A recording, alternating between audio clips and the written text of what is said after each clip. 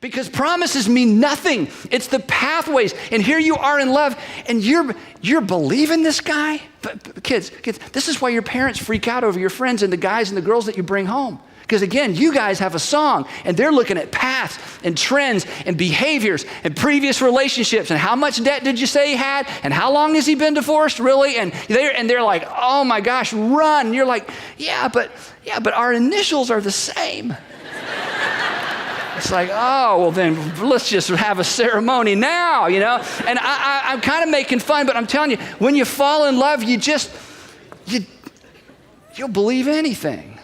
Now listen to what Solomon contrasts that with. The simple believe anything, but the prudent give thought to their steps. Say this word with me.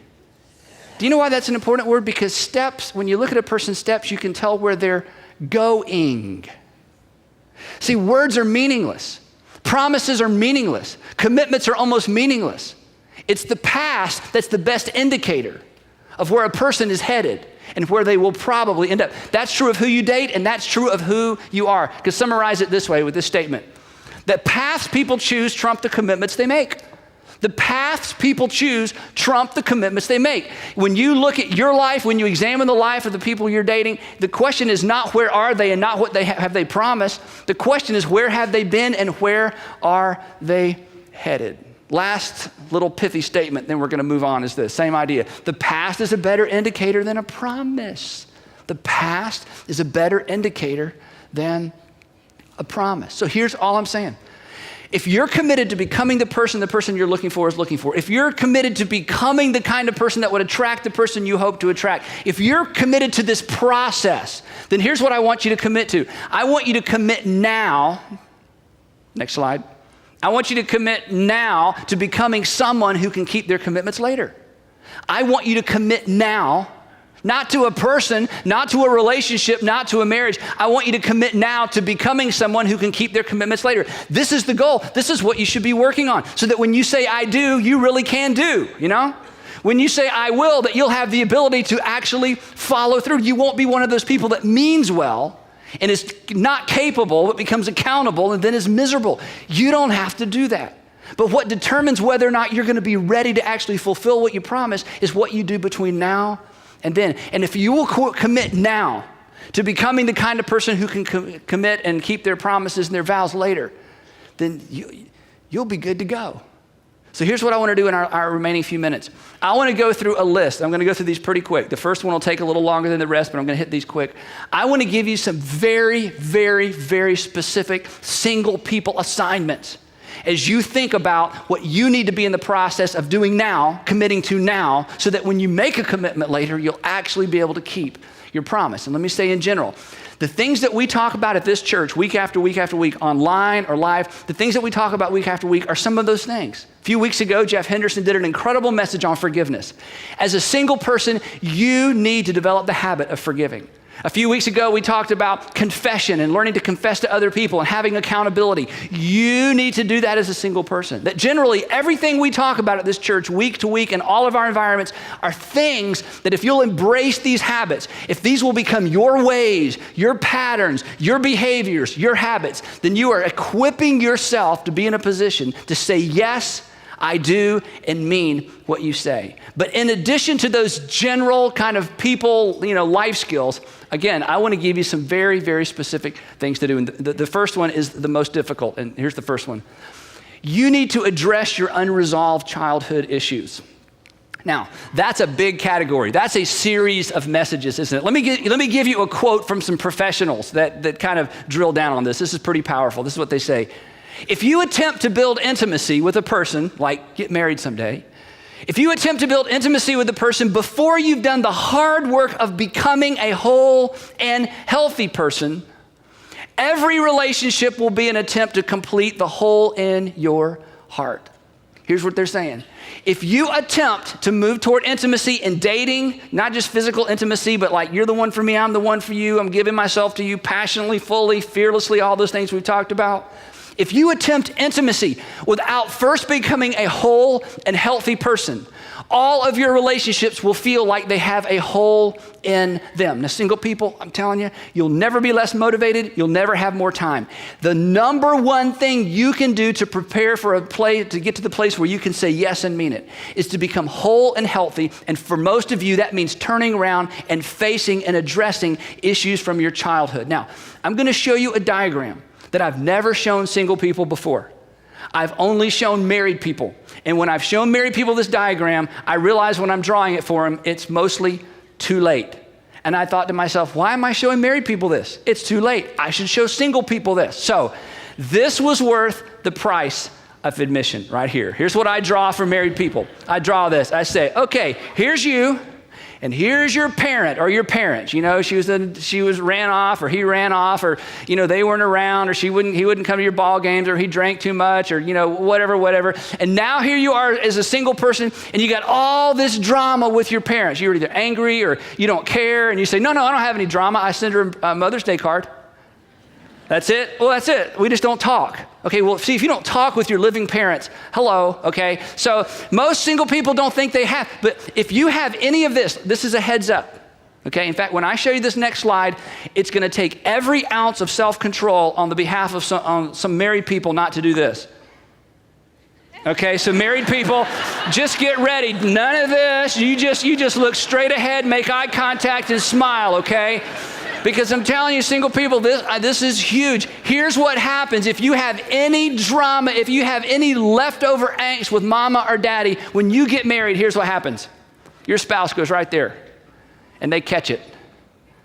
And here's the bad thing. They don't know why you're so upset, and you don't know why they don't shape up.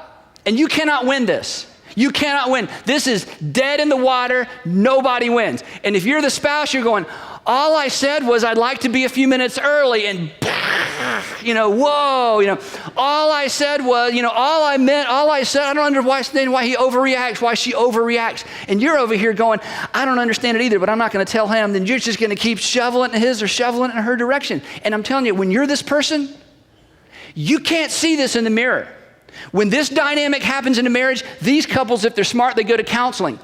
And months and months and months and months and months later, and thousands of dollars later, if they're lucky, this person goes, oh, so I'm still mad at my mama. And this person goes, yes. And they don't say out loud, and I've been trying to tell you, you can't say that out loud, okay? Now, single people, I'm telling you, this is enormous.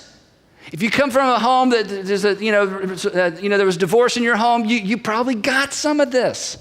If dad was there but wasn't there, you got some of this. If mom was kind, you've got some of this. It's just normal, it's natural. There's nothing wrong with you, but you don't want to drag that into your next relationship. The smartest thing you can do is deal with it. And I'm going to give you a tool. And I've been doing this long enough to know that most of you aren't going to do what I'm about to ask you to do. But one day you'll get married and go, oh yeah, I should have done that. So here's the deal. I'm going to send you to a website, okay? I'll give you a website. On this website, we have two resources. Now just listen carefully, don't laugh, okay? Are you listening? If you're only hearing this, it's northpoint.org/fight club, northpoint.org/fight club. On this website, there is a link. On this website, there are 4 messages for free, but on this website, there is a link to a message that'll cost you $1.99 by Louis Giglio. It'll be the best $1.99 you've ever spent. Don't listen to my messages first, listen to his message first. It's part of a series he did called Boy Meets Girl. Start there. Even if you're sitting here going, I don't have any drama with you need to listen to that message. It's worth $199. It may save you $1,099. It may save your first marriage. After you listen to that message, then back up and listen to the first 2 messages in the Fight Club series. Those are for free.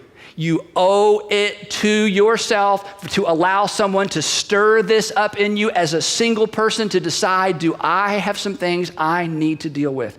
You will never be less motivated. You will never have more time. So please, please, please don't drag unnecessary angst into a future relationship. Deal with it now, okay? That's the first one. The rest will go a lot quicker. Ladies, here's what you need to do to get ready. Don't dress like a commodity and don't put up with being treated like one. This goes back to the second week. Don't dress like a commodity, and don't put up with being treated like one. Now, ladies, listen to me. If in your dating, you get in the habit of being treated like a commodity, guess what's going to happen when you're married? Your husband's going to do the same thing. If he dated you like a commodity, he's going to treat you like a commodity. You should have no tolerance for being treated like a commodity. None at all. None at all. And this may go back to step one that we just went through, but you need to deal with this. And ladies, just a little tip from the world of fishing. Do you know how a fisherman determines what to bait his hook with? What he's fishing for. That's pretty deep. Let me go over that again. Do you know what a fisherman determines what to bait his hook with? It depends on what he's fishing for. Ladies, if you fish with your body, you're going to catch body snatchers every single time. Okay? I'm just telling you. If you troll with your bodies, you're going to catch, and this is what you're going to say. You're going to say, all men are alike. All men are alike. And I'm going to tell you now what I tell young ladies when they tell me that. I say, no, not all men are alike. All the men you date are alike.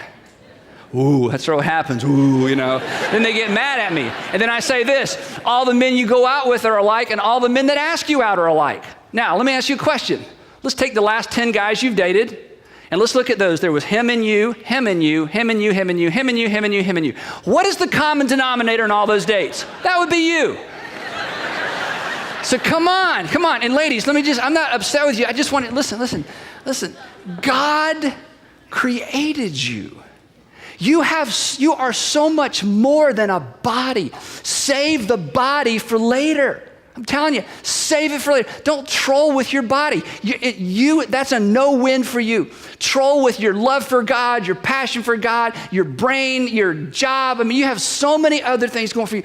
Don't troll around with your body. You're going to end up in the same kind of relationships over and over. You're going to get jaded, and you're going to think all men are pigs. And most of them are, but there are a lot of men who actually aren't. And here's the thing, and going back to the point of this message, I want you to be prepared to keep the promises you make, which means you've got to marry somebody who's prepared to keep his promises. And if you catch him with your body and the way you dress, you're going to have to keep him with your body and the way you dress. And I have some bad news for you. As cute as you are now, that's all I'm going to say. Okay. Just saying. Men, here's your... Memorize part 2 of this series. That's all you got to do, okay? You just go back to bar. Okay, next thing I want to tell you to get ready to be happily married is this. You need to get out of debt. Now, this is ginormous. This is huge. This is so big now. In some of our premarital counseling situations, we tell people we're not going to recommend you get married till you get out of debt. Now, here's why. You may not believe this. Just trust me. You can get out of debt a lot quicker as a single person than a married person. In fact, all the married people that believe me, just say amen. There you go. You can get out of debt a lot quicker as a single person as a married person. And if you're a single person who has so poorly managed your finances that you have a lot of debt, when you get married, that's a path, that's a behavior, that's a trend, that's a habit that you're carrying into marriage. Ladies, even if he says, don't worry, honey, we get married, I'm going to pay off all your debts. Great. Now you're going to be an irresponsible person that just had all their debts paid off. Then nothing's changed. And marriage has enough struggles of its own. The last thing you need is an additional unnecessary layer of pressure. Get yourself out of debt. And I'll tell you what will motivate you. If you decide, you know what, I'm in love, we can't wait to get married, we're not getting married till we both get out of debt. Do you know how fast you'll get out of debt?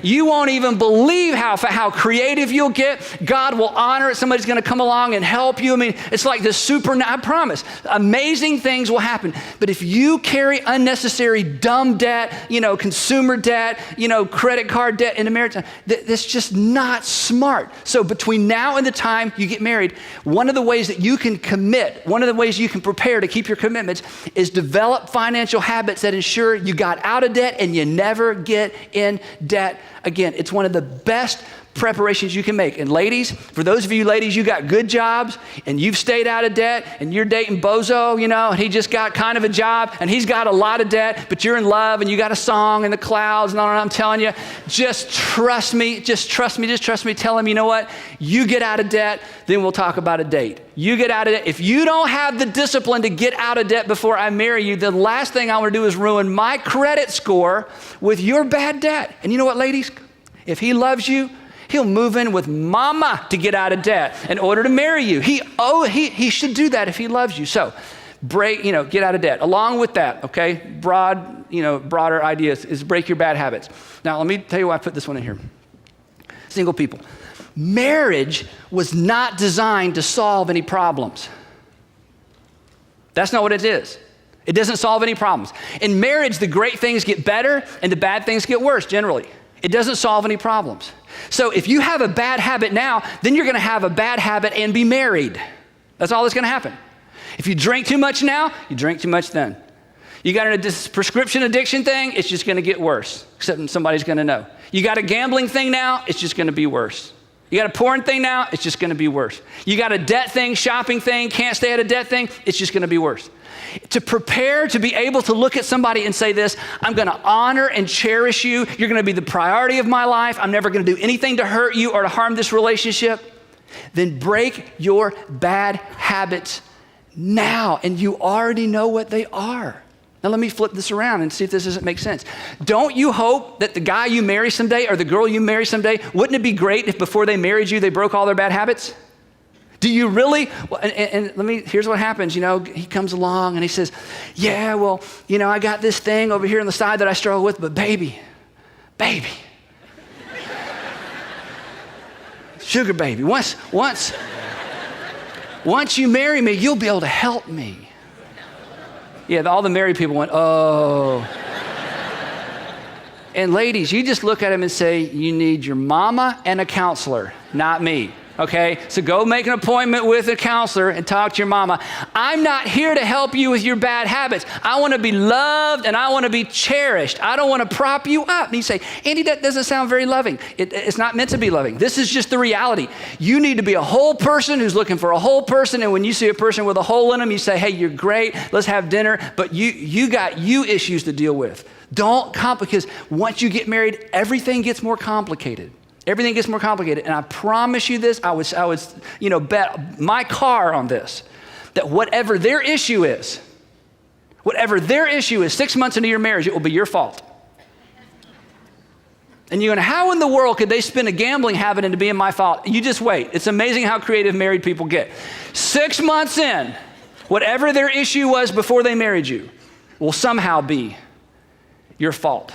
You've been warned. I don't want you to deal with that. Okay, men, here's what you need to do. Memorize part 2 of this series, okay? Because ladies, they don't listen. So I thought I'd have to say it twice. Okay. All right, next one, I'm gonna hit these quick. When you're dating, postpone the physical of your dating relationships ALAP, as long as possible. Okay, and when I physical, I'm not talking about sex, I'm just talking about everything else, okay? Just postpone the physical. And let me tell you, I've been doing this a long time. I've never heard anyone say to me, I think our relationship would have been better and healthier if we'd gotten physical faster. Never heard that. But I can't even begin to tell you how many times people have said, you know what, we got physical quick. I mean, first date, second date, third date, I spent the night, and next thing, because you know this, the physical part of a relationship, it's a fog, it's a mist. Women, you want to know he's coming back. You want to know he's coming back. And he's over there going, that wasn't quite what I thought it would be. That wasn't quite what I thought it would be. And then you're in trouble. So just postpone the physical. And ladies, if some guy ditches you because 3 or 4 dates in, you're not going to let him come in and roll around on the couch. You just say, hey, you need a mama and a counselor, okay? I'm not that person. It's okay. And guys, if you just feel like it's just come on, just remember, you're not the first guy. So come on. I'm just saying, you're looking for the one, not everyone. And when I put on this series, I said, this isn't for people who are just players. This is for people who see dating as a means to an incredible end. Just postpone the physical as long as possible. Put it off so long that they begin to wonder if you're even interested in that part. And then when it comes up, you go, oh yeah, I'm interested. And last thing on this is huge. Do the research, Google it for yourself. I'm not making this up. Self-control before you're married results in self-control after you're married. You know why? Listen to me. Because self-control is a path. Self-control is a behavior. Self-control is a pattern. The men and women that are most, if I can use a term we don't use much, the men and women that are most promiscuous before their marriage are far, check it out yourself, far more likely to have an affair after marriage. The statistics are in. I mean, the research is in. People have tracked this for years and years and years. The best thing you can do to invest in your future marriage is to exercise self-control while you date and to date somebody that does the same thing, because the past is a better indicator of the future than a promise any day of the week. Along these same lines, and I almost decided not to do this one, is, go to the next one if we could, is avoid living together. Now, again, don't take my word for it. You know, chalk me up as the religious guy. What would you expect the preacher to say? Look at the research yourself. There is no evidence at all, and a lot of research has been done on this. There is no evidence at all that living together prepares anyone for marriage. The opposite is true. The opposite is true. Check it out yourself. Couples who live together have a far higher chance of divorce. An individual that has lived with 2 or 3 people, it is almost a zero possibility for them, according to the statistics, almost zero chance that your first marriage will last. Now, I understand this about statistics. They're only important if they support what you're currently doing. See there? We're right. No one ever makes relationship decisions based on statistics because you think you're going to be the exception. But I just got to tell you, because I love you, this is not a path to happily ever after. In fact, women move in with men thinking it's a step toward marriage. Men move in with women to try it out to see if they think they want to stay. It's 2 very, very different perspectives. I'm just telling you, avoid moving in, living together.